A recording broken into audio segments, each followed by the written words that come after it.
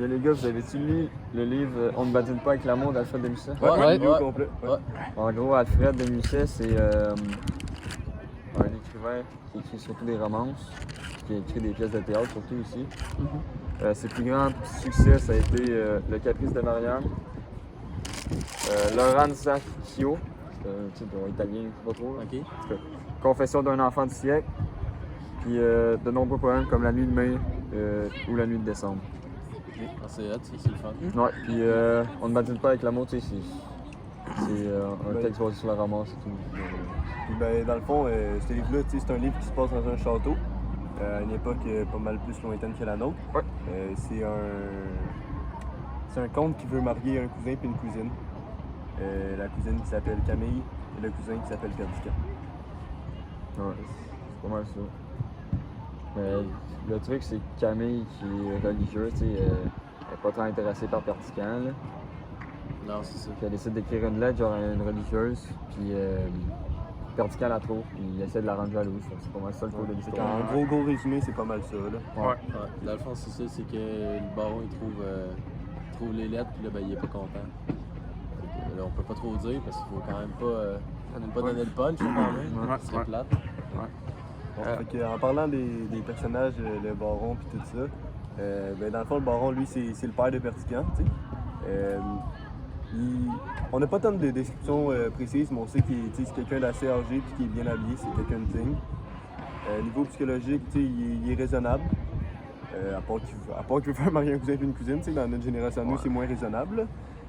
Puis lui, justement, il est attaché genre, aux traditions familiales du temps d'avant. Dans le fond, lui, son rôle, c'est que c'est lui qui présente l'ordre familial, là, tu sais, c'est lui comme le boss de la famille.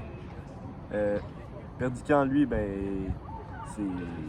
il est beau, jeune, il est élégant. C'est pas mal lui le personnage principal de l'histoire, honnêtement. Là.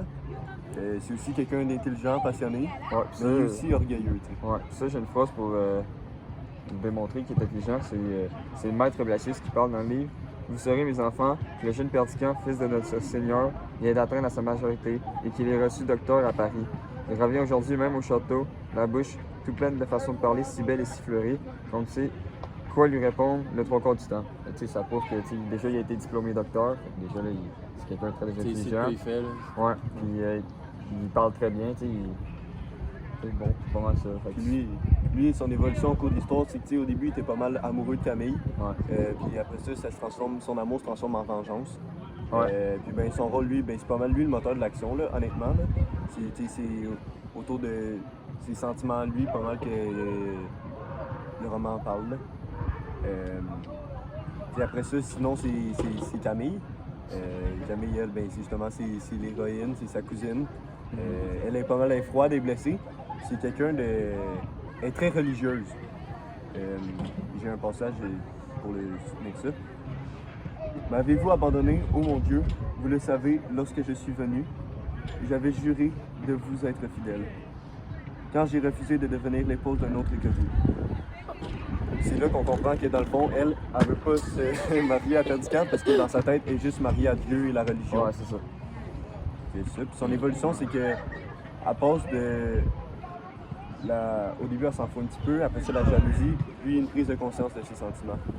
Son rôle, elle, ben, c'est le désir de Perdican tout au long de l'histoire. C'est qui, là? Pour qu'est-ce qui est de l'univers narratif, on est dans un univers où c'est pas notre époque. Une époque où est-ce on parle qu'un mariage était stratégique. On parle de deux cousins, un cousin et une cousine. C'est pour sauver la dot, là. Exactement, c'est ça. Dans le fond, le père, le comte, il veut les marier pour justement que tout reste en famille. Tu sais, la terre va rester dans la famille. Tous les cadeaux de France, tout ça va rester dans la famille. On est dans un univers aussi qu'il y a beaucoup de tu sais, c'est de l'amour, là, tu sais, c'est romantique, puis c'est aussi beaucoup de pas de la tromperie, mais tu sais, il y a un petit peu de tout ça là-dedans. J'ai un extrait, tu sais, quelques mots. C'est lorsque Rosette, elle va se faire refuser par Perdican, puis que, littéralement, ça dit « Elle est morte, adieu Perdican ». Dans le fond, elle est morte de chagrin pour Perdican, mais Perdican, lui, il est finalement tombé amoureux de Camille, sa cousine. c'est ça qu'on parle, là, tu sais, de chagrin, de chagrin amoureux, puis c'est ça.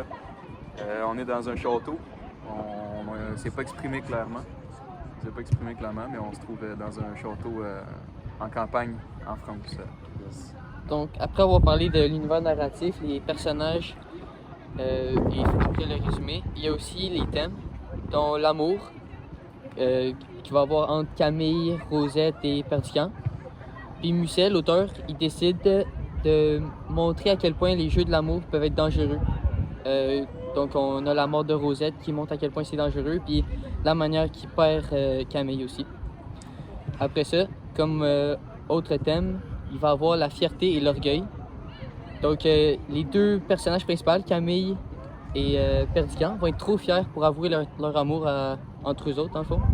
Puis il va aussi avoir un combat entre la religion, donc la raison, et les sentiments de Perdican. Donc, il va y avoir la raison du côté de Camille qui va être du côté de l'Église, qui va suivre la religion. Ensuite, il va y avoir Perdican qui lui va suivre ses sentiments, qui va juste vouloir marier Camille.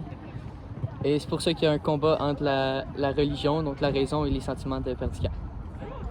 Et ça fait que, bon, ben après ça, on peut parler un petit peu du style de l'auteur, parce que, tu sais, on le sait, Musset est quand même assez populaire. Fait que, ben, dans le fond, moi, je trouve que le style de plus qui englobe pas mal tout le roman, c'est romantique. C'est de l'amour. Puis, ben, c'est normal parce que c'est comme le thème principal. Ben, pas le thème, mais le style principal du roman, même si c'est drôle à certains moments, des fois c'est triste. Tu sais, ça pogne au cœur. Ça peut être dramatique. Ça peut être dramatique autant que c'était romantique. Mais dans le fond, c'est vraiment profondément romantique. Quand on le lit, on le sait que c'est un livre qui parle d'amour. Oui, Même si on fait un simple survol, on le sait directement que c'est un livre qui parle d'amour, de romance. Mais juste, si on regarde la page de couverture, là, tu vois, il y a déjà genre un personnage avec une rose et tout. Ouais. Puis ben, ça se traduit par une grande place accordée aux sentiments et à la passion, surtout l'amour. Puis dans le fond, on peut voir ça avec les personnages comme Perdican puis Camille, qui sont déchirés par leurs émotions et leur conversation sociale. Musset montre l'amour. L'amour peut être pur, mais autant destructeur. Bon, les gars, Musset, dans le fond, il utilise le langage du cœur, avec les phrases parfois lyriques, presque poétiques.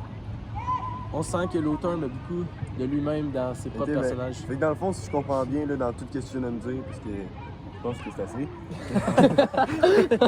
c'est que dans ses mots à lui, avec son style, il essaie de nous faire comprendre et ressentir la romance du livre, c'est ça? Ouais. Puis j'ai un extrait pour ça. Ça dit que tous les hommes sont menteurs, faux, bavards, hypocrites, orgueilleux et lâches.